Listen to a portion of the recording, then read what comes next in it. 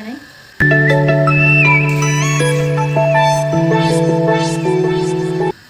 2,000 years later. So আমি ready আৰু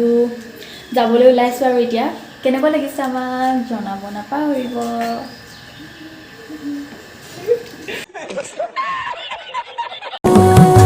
जय देवी सरस्वती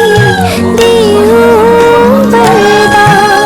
जय जय जय महादेव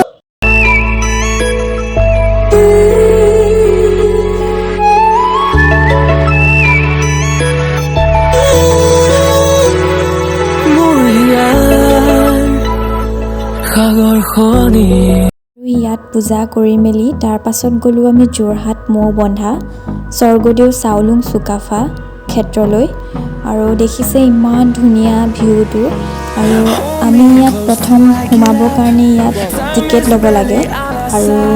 এজনৰ 20 কৈ লয় আৰু এইখিনিতে এটা কথা ক'ম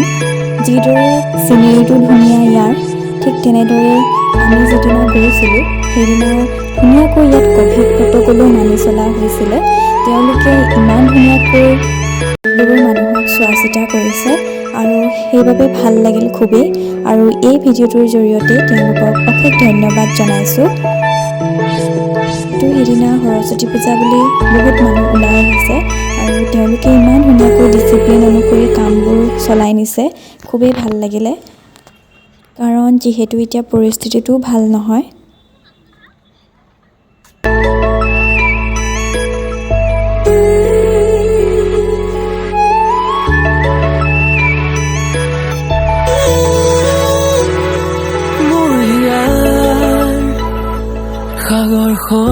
সকলোৱে জানে সেইদিনা বতৰটো খুবেই বেয়া আছিলে তথাপি কিন্তু ইয়াত মানুহৰ সমাগমটো কম হোৱা নাছিলে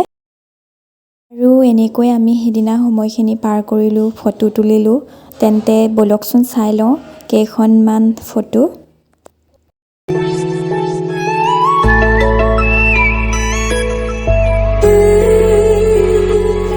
জনাব কেনেকুৱা লাগিল ভিডিঅ'টো চাই আৰু যদিহে ভাল লাগিলে তেন্তে please like share and subscribe কৰিব